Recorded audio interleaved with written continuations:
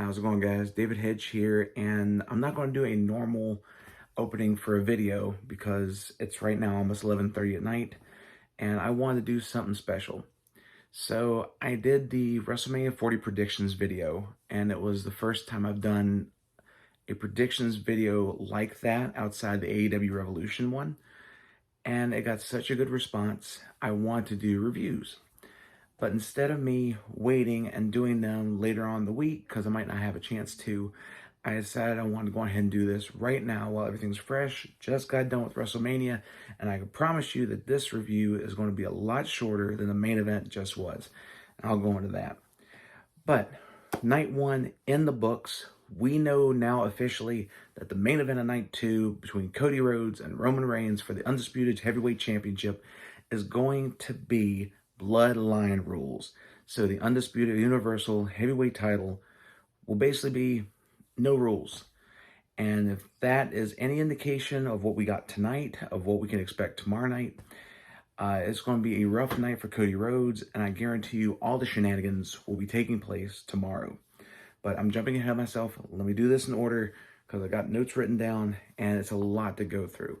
But here we go. So the first match of the night, it was for the Women's Championship, Rhea Ripley defending against Becky Lynch, and this was a great way to kick off the night. Becky Lynch coming out to her ring attire, basically being themed off of her book. You had passages from her book. She was reading passages from the book and everything in her entrance. Really well done. Came out red, black, and white. For you Magic fans, that's Mardu colors, or predominantly black, red and white, Boros. Rhea Ripley came out with Motionless in White singing her theme song. That's her favorite band. They did a tremendous job doing the live performance of that. And Rhea Ripley just oozes being a star. She looked amazing in her outfit. She basically looked like something straight out of a movie. Just a demonic demon force. Again, for Magic players, Rakdos. Trust me, look up her picture online. You will see why I say that. But this match had a really good start to it. Basically, the story is Rhea's a lot stronger than Becky. Becky's actually just been fighting a strep throat, been having a temperature of over 102, fighting through that. And Becky was using her wits. She was trying to take out one of the arms of Rhea to try and eliminate most of her offense. Unfortunately, though, for Becky, even though she was able to lock in disarmer after armbar, Rhea kept fighting out and fighting out and fighting out. But it ended up 3 riptides that was able to put Becky Lynch away, and Rhea Ripley was able to retain. But it was a great way to start. Excellent storytelling by both these ladies, and Rhea Ripley continues on, hopefully starting a good weekend for the Judgment Day. But next up we had, let me actually turn the page here. We had the 6-pack ladder match, which was DIY, who came out in DX-themed attire, which was pretty cool, with the Awesome Truth, New Catch Republic, A-Town Down Under of Theory and Waller, the New Day coming out in a Rocky tribute gear, Xavier Woods going back to Austin Creed. It was pretty nice.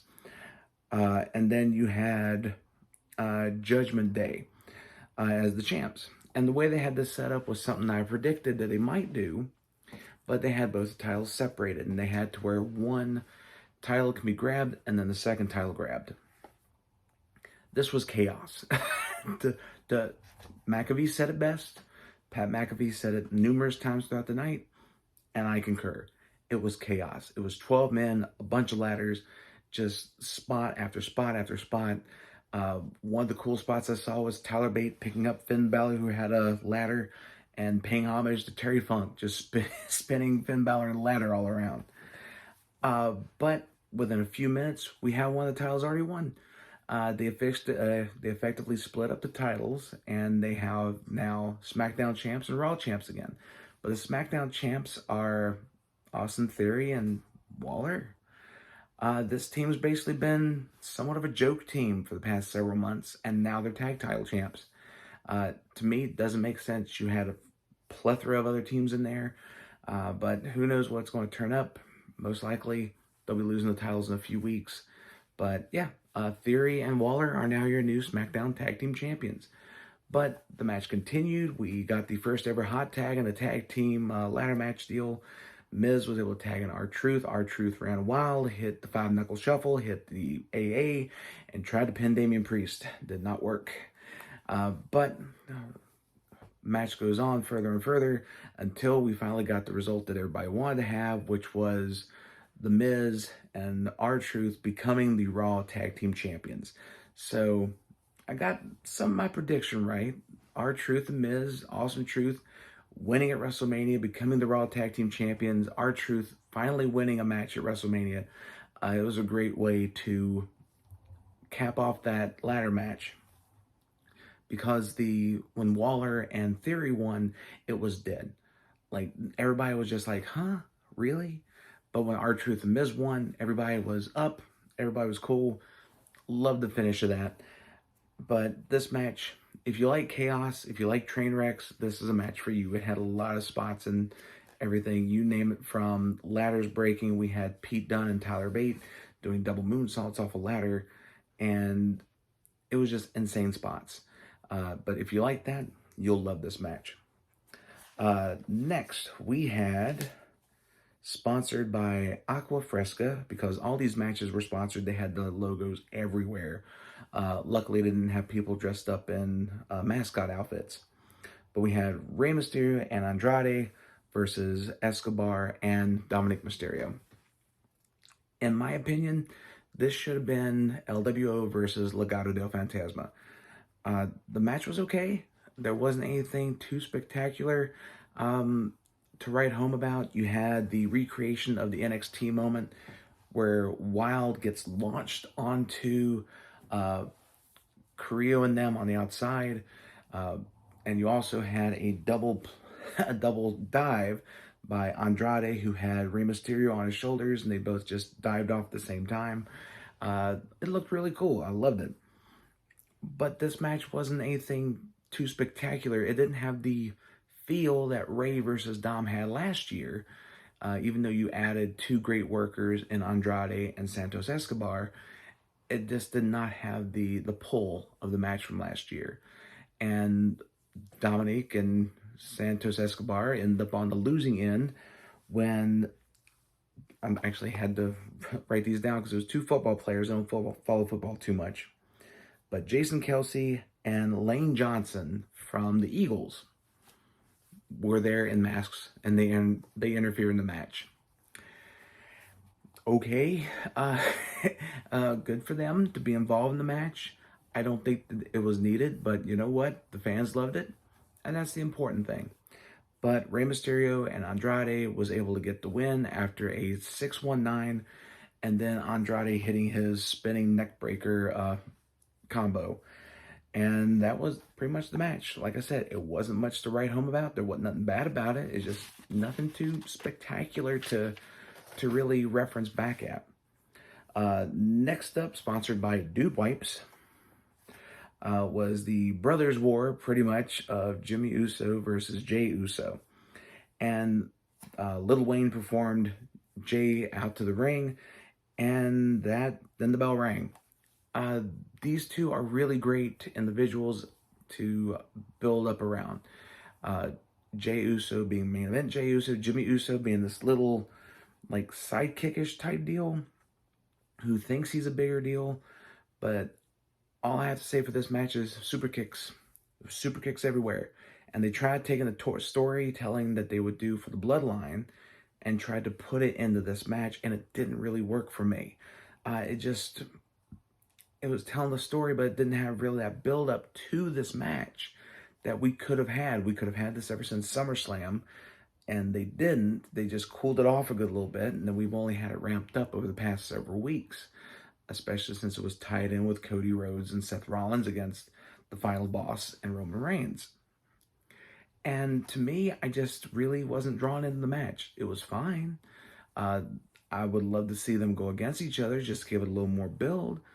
But in the end, after a plethora of super kicks, it was Jey Uso hitting a big splash to pin his brother Jimmy and winning at WrestleMania. Both the brothers had a great, they got their moments they wanted. But to me, it didn't have that same gravitas that it could have if you would have picked up and kept the steam going from SummerSlam last year all the way to tonight. But you know what? That's just one fan's opinion. And if I'm in the minority, I'm in the minority. That's fine. That's the one thing I love about wrestling is that everybody has their opinions, and everybody has their different views on how they see wrestling matches. And I've always thought of the case where it, like, you can have your opinion, and that's awesome. Like, you're welcome to it. I'm not saying mine's right. I'm not saying anybody else's is right.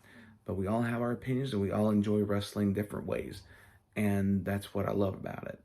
So, and I'm rambling here. I said it was going to be shorter than the than the main event. So let me keep going.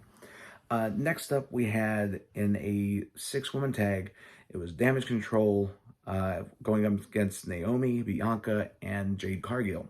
Jade Cargill's WrestleMania debut. This match was short. The entrances were amazing. They had Damage Control. They had like fan dancers. They had the flowers being thrown at them. I loved Asuka's makeup. Like, all three of these ladies look like just three badasses that you wouldn't want to mess with. And then you had Naomi, Bianca, and Jade looking like the X-Men. Jade Cargill looking like Storm. You had Bianca with the visor giving off Cyclops vibes. And I don't know who Naomi was because she had like a huge sombrero-esque type hat. If you know what she was, please let me know in the comments below. But they had a short match, and basically it did what it needed to do. It got Jade Cargill to be this, basically a badass. Jade hit Jaded on Dakota Kai. If you just saw a break, there was me just trying to recoup about what I was going to say. But Jade was able to run through all Damage Control. She hit the Jaded on Dakota Kai, and she was able to win the match. The match did what it needed to do. It showed Jade was a force to be reckoned with in the future of WWE, but the match was really short. I wish they would have gave these ladies a lot more time. But the finishing segment where Bianca was able to hit a hair whip, and then the KOD, Naomi was able to hit like the full Nelson Bubba Slam, and then Jade hit Jaded. That's all you really need. Next up, which was in the semi-main, yep, that's right. The Intercontinental title was on the line as Gunther took on Sami Zayn. This had a lot of gravitas, like a lot of importance to it. You start out with Sami Zayn in the back. He's talking to his wife and his little kid.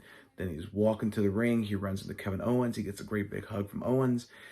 Before that, he was talking to Chad Gable, who was basically going like, look, you go out and you do this. You can do this on your own. And Zayn went out there. You could tell that he was already going to be the underdog. You had Gunther come out there looking as stoic as he always does with the rest of Imperium. And from the get-go, it was just a fight. It was just chop after chop after chop. And Gunther basically just throwing his weight around and being able to just exude the power that he has and the finesse and just beat the bejesus out of Sami Zayn to the point where it got uncomfortable. Like, Sami Zayn is a great person that takes a butt whooping, and when he was taking that butt whooping from Gunther, it was just such a feeling in my chest that Gunther was just like laying him out with powerbomb after powerbomb, but Zayn kept kicking out. He hit him with lariats, he hit him with chops, he hit him with splashes. He kept kicking out. But the finishing segment of this was insane because Gunther was going up for another splash. Zayn hit him with a Hulula kick, went up to the top, hit him with a brain buster off the top, where Gunther's head hit the turnbuckle. Gunther stumbles up. Zayn goes for another Hulula kick, hits the Hulula kick. Gunther goes down. Sami Zayn covers 1, 2, 3, and becomes the new Intercontinental Champion, ending a 666-day reign of Gunther, which means in the near future, I'll be saying, and new World Heavyweight Champion or Undisputed Champion, Gunther. Mark my words, that's going to happen in 2024. But until then, Gunther has nothing to be ashamed of. He now holds the longest record for an IC champion, and Sami Zayn was able to do the underdog story perfectly. And my only thing is, I really wish it could have been Chad Gable, but now I'm guessing we're probably going to get Chad Gable and Sami Zayn at SummerSlam. And I'm all for that. I think that'd be a great match. But now, let's go to the main event, because this thing took a long time. So we had the GMs come out, announce the attendance, 72,543 fans there in Philly. And then you had the main event, which was The Rock and Reigns against Seth and Cody. If Seth and Cody won, then Bloodline would be banned from ringside on night 2 for the main event. If the Bloodline won, then it'd be Bloodline rules. And we saw exactly what that would be. Cody and Seth come out to their entrances, took a good little bit. We now got the full final boss evolution of The Rock. Loved it. The Rock is the final boss. I'm a fan. It combines the original OG Rock. It combines that with the Hollywood Rock. And you got this, like, just this definite feel of dread and power that you have to overcome in The Rock. When he got out on the stage, he had the Brahma Bull set out, all lit up on fire. He had a new People's Champ title belt that was given to him at the Hall of Fame the night before by Ali's widow, which is pretty awesome. And he doesn't look like he aged all that much. He looks like what he did back in the Attitude Era, and it was just, you could tell it was a big fight atmosphere with him. Then Reigns comes out, and he does his thing with the newly minted Hall of Famer Paul Heyman, but something was off. And I'm thinking that he was just conserving himself for the second night, which is possible, but just something with Reigns. There was a few spots during the match when they got going that definitely could have went better, and I don't know what was going on. So I don't know if he may be injured and he's trying to play it off, or he's just conserving himself for night 2 for what's going to happen there. But all throughout the match, the big story was Seth was getting worked on. He got his back worked on, his knee worked on. There was fighting all through the arena. Basically, every time the referee wanted to call for the bell because of a count out or because of a disqualification, The Rock threatened him. The Rock used his authority, as we all thought he would, used his authority to stop whatever was going to be a detriment to the Bloodline. And he just basically made it Bloodline rules. They beat the holy heck out of each other. Whips were involved. The belts were involved. Chairs, you name it. The biggest spots, Reigns put Seth through the barricade. Cody put Rock through the table with a rock bottom. Towards the end of the match, Reigns was getting hit with 3 crossroads. On the third one, The Rock took the weight belt, hit Rhodes in the back. That caused Reigns to be set free. He hits the ropes, hits the spear, and then he tags in The Rock. The Rock hits the people's elbow for the 1, 2, 3. The Rock pins Cody. And now we have Bloodline rules going into night 2 of WrestleMania. So that means tomorrow night is probably going to end up being the biggest schmoz in the history of WrestleMania, because you're going to have every single person that probably Reigns has ever wronged and The Rock has ever wronged interfere in that match. It's going to be nuts. It's going to be insane, but I'm looking forward to it. And hopefully you all enjoyed this little review. It's about, I want to say about 19 minutes. I didn't go as long as the entrances for the main event. But night 1, all in all, a pretty good event. Few minor things real quick. 1, love the stage. 2, having the sponsorship on the ring mat, a little bit weird, but okay. 3, having every single match pretty much sponsored by something was definitely weird, having all that being shown on the barricades and all. You could definitely tell that TKO Holdings definitely has a hold of WWE right now. And they're starting to shape it towards more of a UFC feel because of all the promotions and sponsorships and everything. 4, Michael Cole should have been a weatherman. He let us know about the weather each and every time that he could. 5, Samantha Irvin is undoubtedly one of the best ring announcers of our generation. She did a fantastic job. Every time she made announcements, she put enough feeling into it, whether it was like the joy or dread and sorrow. She puts that into her announcing, and I love every minute of it. And I can't wait to see what she does in night 2, and hopefully Cody finishes the story. But the biggest thing that I can take away from this whole thing is that tonight was the first night that there was no, or first WrestleMania that there was no Vince McMahon. And Triple H came out there and he said, "This is a new era, this is a new time, and this is a new beginning. And this is welcome to WrestleMania," was pretty much that speech. But he just went, "This is a new era, this is a new time." And he's right. A lot of this could have been different if Vince McMahon was still in charge.